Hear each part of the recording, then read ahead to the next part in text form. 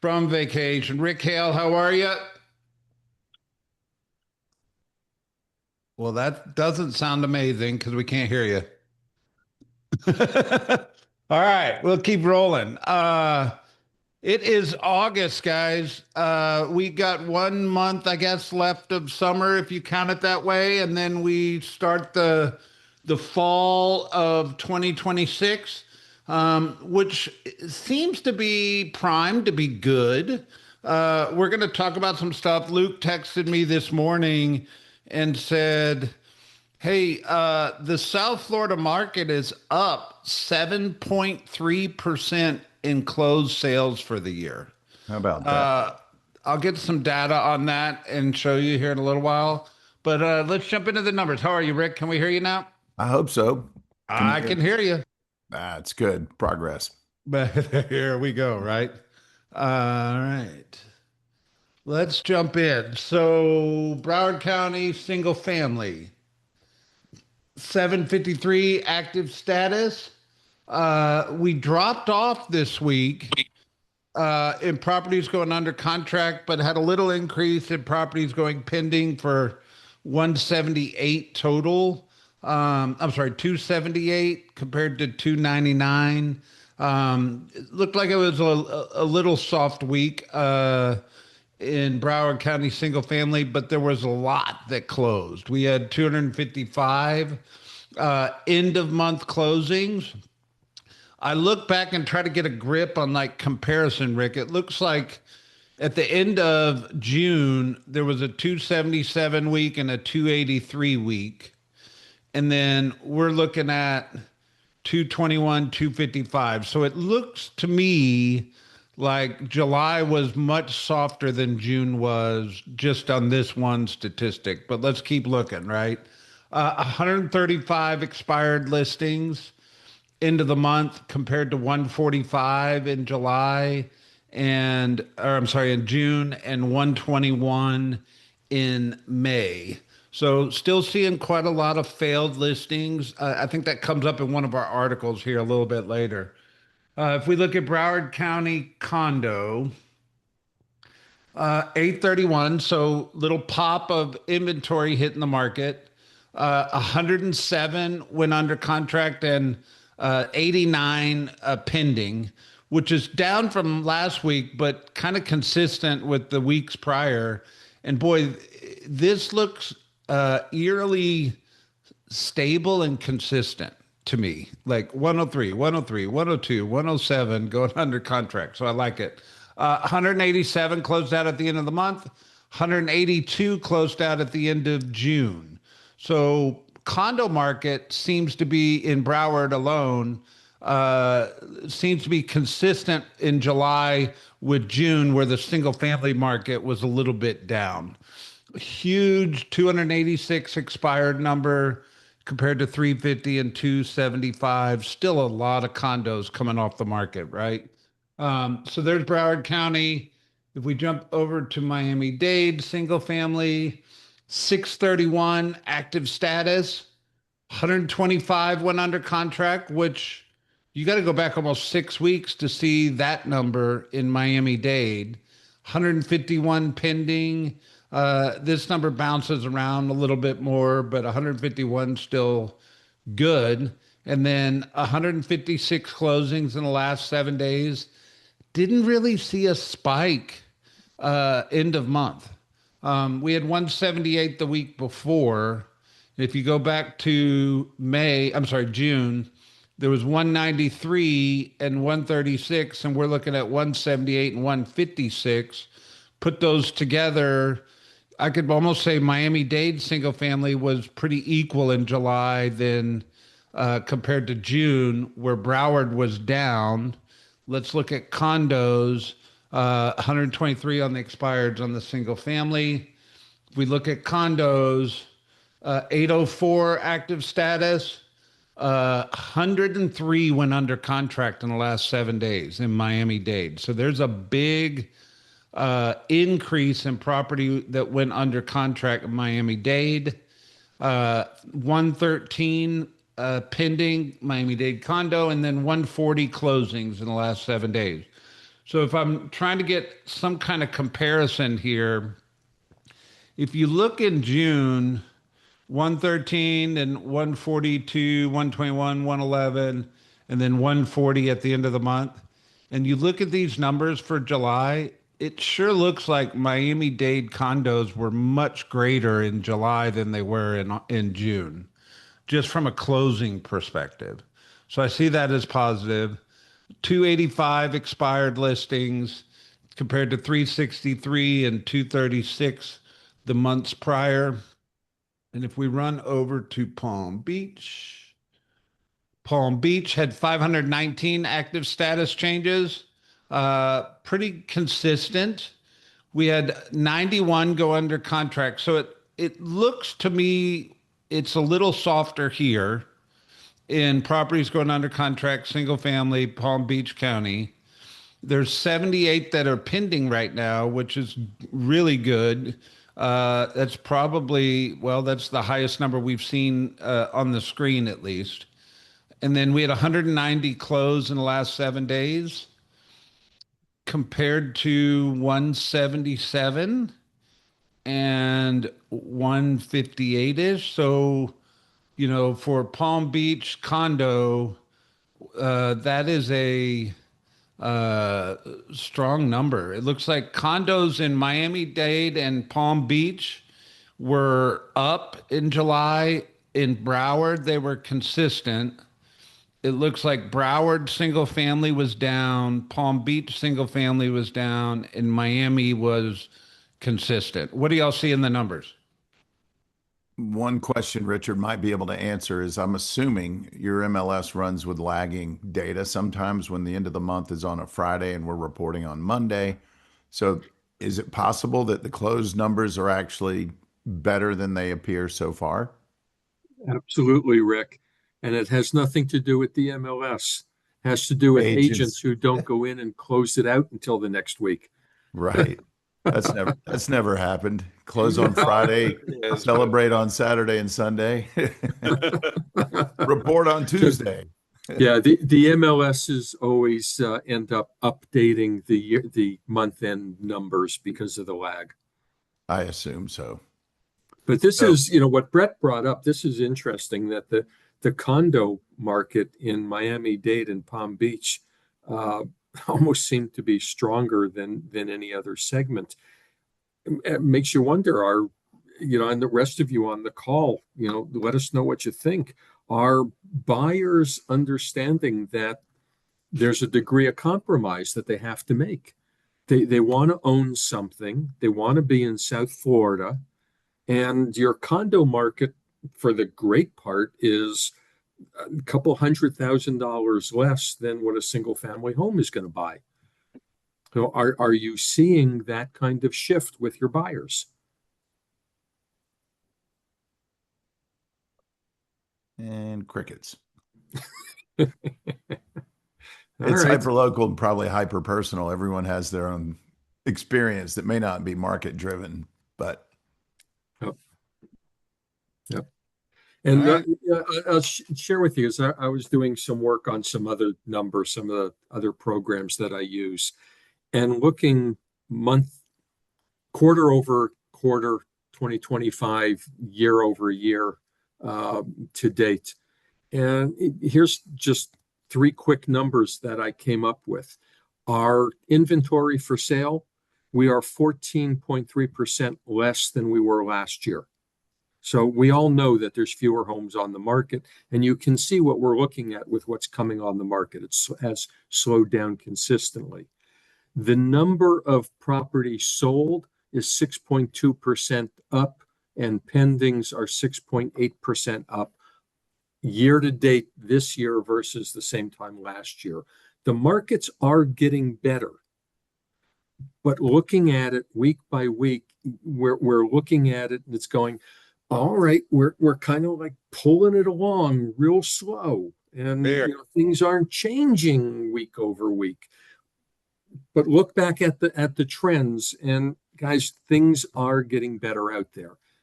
And Brett, as you go on to the next segment with the articles, it's what a lot of the articles are about: is how are you going to talk to the people? How are you going to talk to the buyers and sellers? Yep.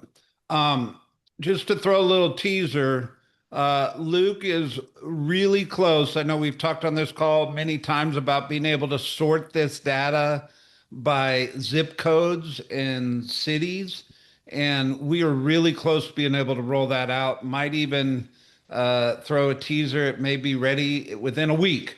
But I'm not promising a week because Luke would murder me. But we're really close to being able to bring this data to you where you can sort it by city and zip code. So we're really excited about that. It'll be here before you know it. All right, moving on. I want to move to this Zillow Economist article first because it's kind of in line with what we were talking about. Um, the chief economist, Misha Fisher, I've seen her speak before. She's a pretty sharp lady. And she was talking about how addressing uncertainty and win the market. And a lot of this stuff we've talked about before in terms of like buyers aren't just stuck, they're uncertain. People are still forming families, they're still getting jobs. All the D words we talk about. Sellers are human, they have their hearts set on the price. Their neighbor got at the peak. But there's a line in here I highlighted somewhere. I thought I highlighted. All right. She says homes that are priced right are selling fast. They're still selling quickly. It's not a frozen market. But the homes that are anchored to what was happening in 2021 and 2022, those are the properties that are sitting. And my question is, what level of urgency, what level of fierceness do you bring to the table around pricing today? It probably could use a couple more notches up. Because if you're serious about selling real estate in this market, price is everything right now. And getting it right and using the data to get it right is what's moving the market, in my opinion. Um, and as much as we like to believe our marketing's amazing and all that stuff, the getting the right price is what moves the market the most. There's a couple other things you should pull this article down and read. Um, you know, Read her very last paragraph in this, Brett. okay. I think that The sums it up agents who beautifully. win this one. Yep. The agents who win this housing market reset aren't the ones who are waiting for the market to normalize. Agents who know what's happening in their local zip code, they're the ones who can walk into any client conversation with the numbers to back it up. Go ahead, Richard. That's it. You're the specialist, guys. You know your neighborhoods. It's not even the zip code. It's your individual neighborhoods that you work in. You need to know every single home that's on the market, every single home that's sold. When you're talking to a potential buyer or to a potential seller, you need to know all the details. And that's part of what Brett's bringing you every single Monday with this. This is the overall trend of the market. What she's talking about in this article, you need to know the details. Yeah. You're in the field every day. Walk in with confidence that you know what's going on. We just know from years of being in this business, this is your business. And knowing data and knowing how to interpret data and talk about data is what equips you to win in real estate. Am I frozen? Oh no. No, you're good. Nobody's face moved. You're All right. you're good. All right. Do Um, you know what, Brett? Can I say something real quick? yeah, go So, for it. regarding what you're saying about having those fierce conversations on pricing and stuff, the agents who I've been chatting with lately, this is 100% accurate. The ones that are pricing right or get to that right price adjustment are the ones whose properties are flying, and they're selling relatively fast. It also goes back to, the more you generate, the less you have to tolerate. So when you have more and more leads and you have more than one deal pending, you have the confidence to be more fierce. And so it all starts back with the mindset and scheduling, in my opinion, and people who need to get back to the basics of get your lead gen in every single day, whatever that looks like. Yep. The Good other point. thing is to my best advice is to match your intensity to the needs of your buyer or seller client and making sure that you're listening really well to their level of motivation. I think elevating intensity when they lack that intensity is probably a disconnect. So make sure your emotional energy and the way you're connecting is sincere and authentic. I mean, I don't like admitting this, but I told this story in our top 10% in Georgia. But I had a listing that took 2 years to sell. And at the very beginning, she said, I'm committed to you for as long as it takes. And joking, I'm like, it could be a few years. And to get your price, eventually the market will catch up. Literally almost to the day, 2 years it sold. We had two offers, competing offers, full price. But the point I'm trying to make is I don't recommend 2 year listings. It was a painful experience.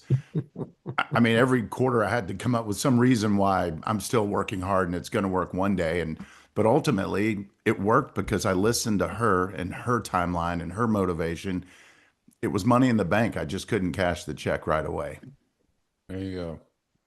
All right. So Logan on Housing Wire is talking about how it's defying expectations even with higher mortgage rates. So mortgage rates near 6.83. I looked this morning, it closed Friday at 6.83. Um, so is that a high rate? I think we're okay. As long as it doesn't go over seven, is probably what everybody thinks about. I wish it was lower. I think it will come down when oil comes down and oil starts flowing a little more freely, but your guess is as good as mine. Your crystal ball ain't any shinier than mine on when that's going to happen.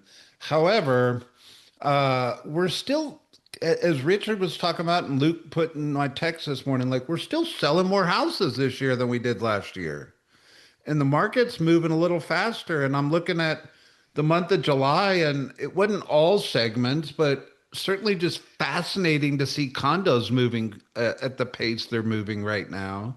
Um, but it's showing positive year over year growth, um, despite all the stuff, right? And year over year growth in our weekly pending sales, total pending sales, and purchase apps. Growth has slowed down over the past few weeks as mortgage rates got above that key level of 6.64. The longer we stay above it, the softer housing demand will get. I do believe that to be a true statement. This has typically been the case over the past few years. Um, all that to say, man, I don't think anybody on this call is shocked that the housing market is being disrupted by the Iran conflict, the price of oil, the increased inflation, the increased mortgage rates. And all that to say, you can still win at a very high level if you do the activities and you're willing to have the right tough conversations around pricing. I believe anybody could win in this market. And I think that that's being proven true by many of our agents, because I can tell you that we've got a lot of agents that are having their best year ever right now. We have some of our big agents, which their business is at scale and it's still growing. So it's telling me that it's possible. It's telling me that the right focus and the right activities put forth with the right effort will win. And the big payoff on the backside of all that is the efforts you put in now will escalate your success in the future, right? That's right. Absolutely. It's All about right, getting your unfair share. let's hit something a little crazy. So there's this article on him that says Fannie Mae brings cryptocurrency backed mortgages to the public. So I saw it at first. I was like, oh, here we go again. I think there is a large segment of the population, especially in South Florida, that wants cryptocurrency options buying real estate. What Fannie Mae is doing is allowing them to use crypto as part of a second lien on a property. So that it looks to me like, if tell me if y'all read this differently, that the 80% loans got to be traditional financed, and then they'll allow them to use crypto as part of the security on the over 80%, which is got to be part of, removing some of the mortgage insurance and this, that, and the other. And it looks like the collateral requirements, they got to have $250 in Bitcoin for every $100 borrowed, or 125 in US dollar currency for every $100 borrowed. It just says Pledge. they believe the dollar is more valuable and stable than Bitcoin, which is probably a reasonable reality. So it's starting to leak in. I mean, you can, I guess, I know in our MLS in South Florida, you can sell real estate with crypto. The problem is you can't, the title companies uh, don't know how to transact it without converting it to dollars.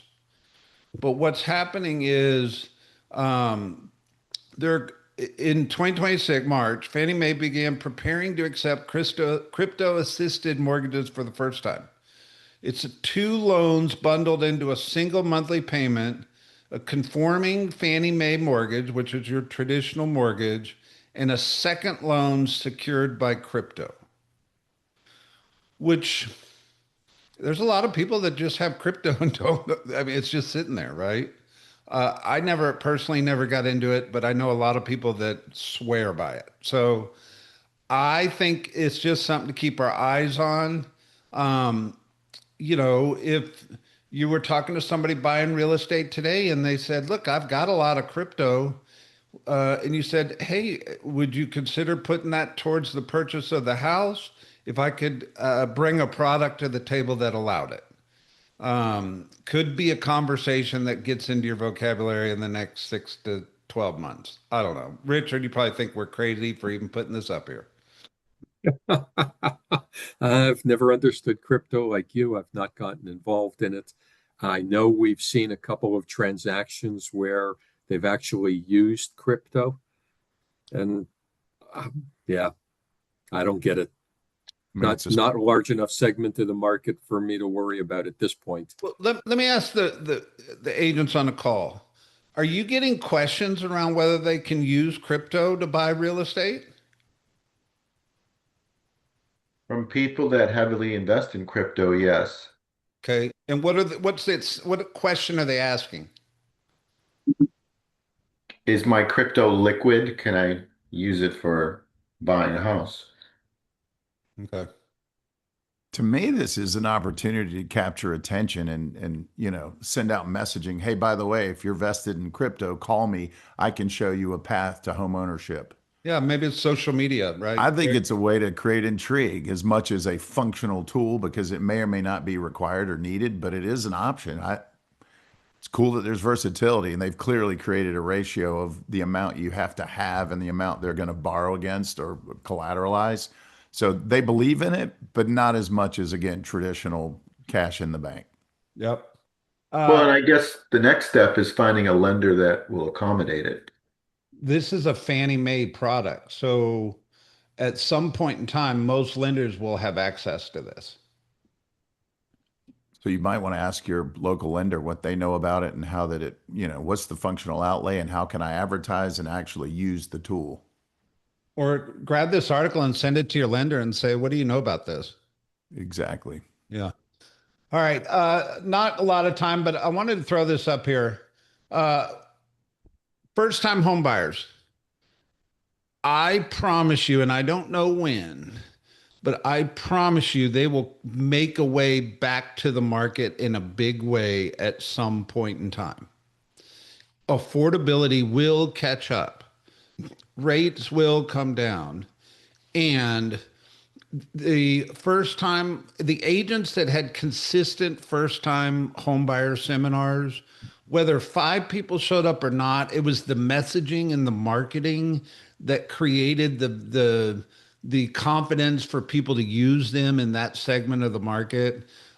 This article is just talking about first time homebuyers hit a record low of 21% in 2025, down from 24%, and a long way from 40% that used to be normal. If 40% of our market was first time homebuyers, it would be huge. It will happen at some point in the future.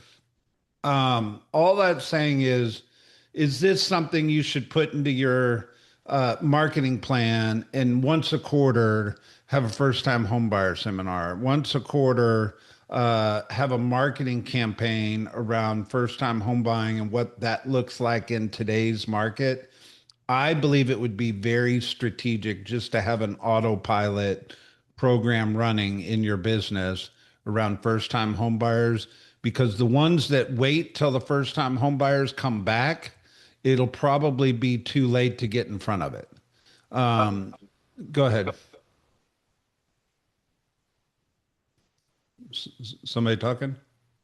I It was, I have a thought about that. Can you hear me? Yeah. yes.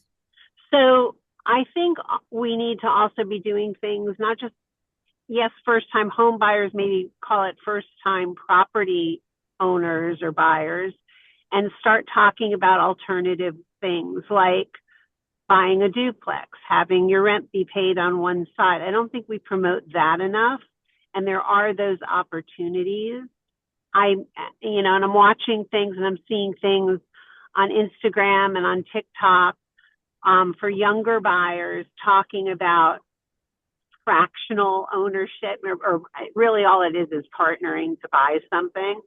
And I think we need to be doing some seminars based on that type of buying, not just the traditional first time home buyer seminar. Well, maybe that's the modern way of saying, hey, we're going to give you a first time homebuyer seminar. Stick around for the last 30 minutes for the hacks the real estate market Right. brings to the table or whatever. Right. Um, all right. CoStar cuts homes.com sales team and rolls out premium ad tier. We've talked quite a bit on here about how CoStar, who owns homes.com, is very disgruntled with how homes.com is performing. It looks like they cut 40% of their sales team, and they're shifting representatives into the field as the company prepares to roll out a higher priced advertising tier on their residential portal. That's all you need to know. What I would tell you is that means you will probably get calls for advertising or some homes.com product in the near future, because they're looking to figure out how to raise revenue for this product. Just stay in the loop. It's they're going to come at us, right? And I'm not saying it's necessarily a bad thing. I just don't know if it's good or bad. We'll go to Mega Agent Camp. I'm sure there'll be a homes.com booth. We can probably get some more information.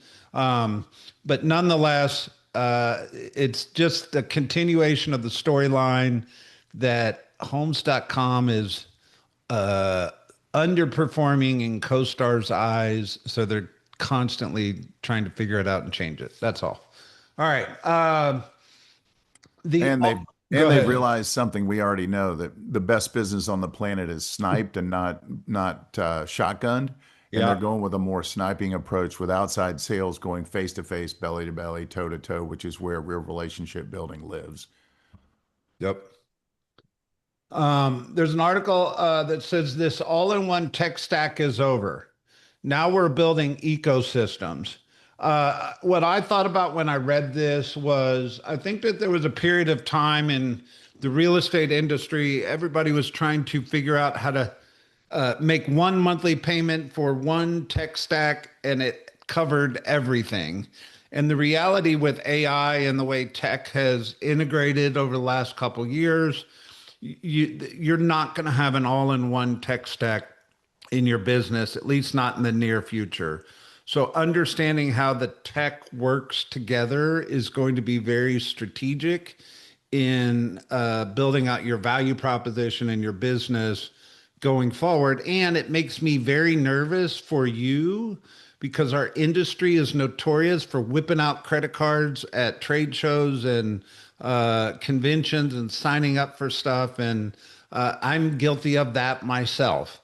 So we want to make way of on these calls of helping you navigate what's working and what's not and all that stuff. But bottom line, I just think we're going to have a more connected ecosystem in terms of technology in the future. No different than Claude connects with your Google and your calendar, and it's not Claude, but it's connected.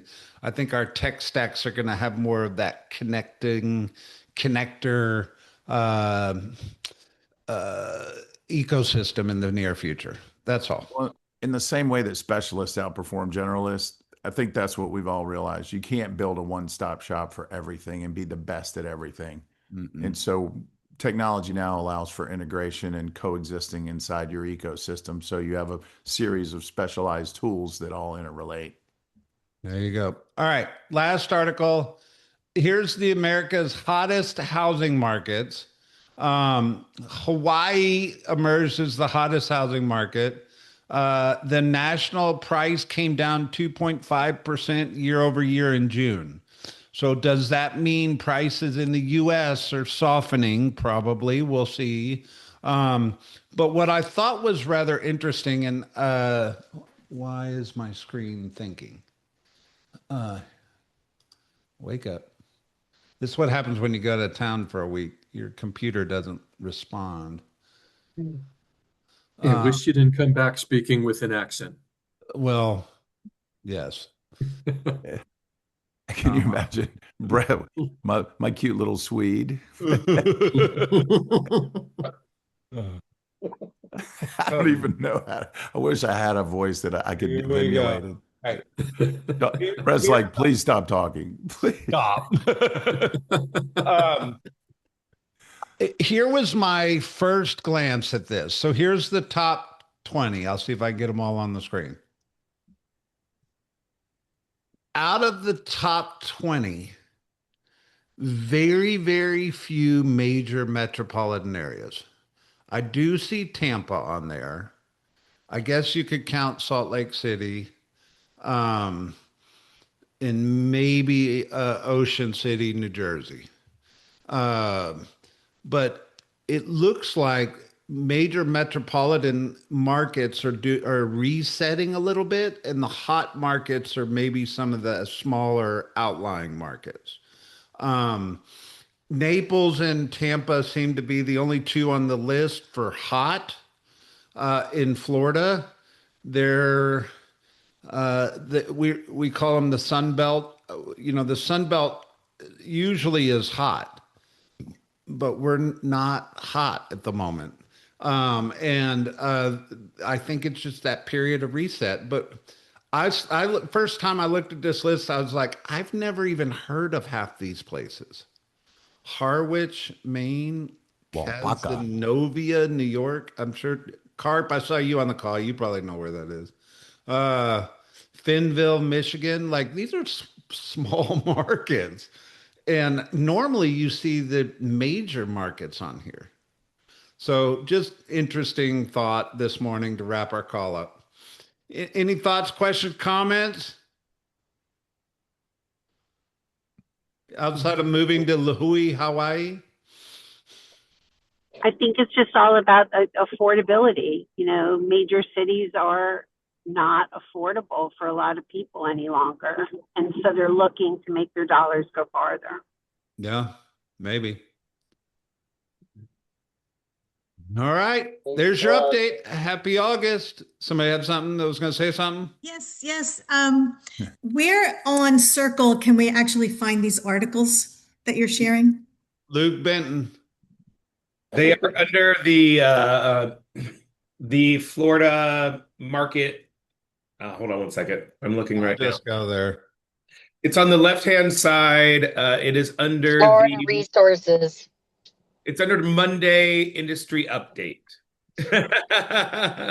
Oh, industry. Okay. Right here.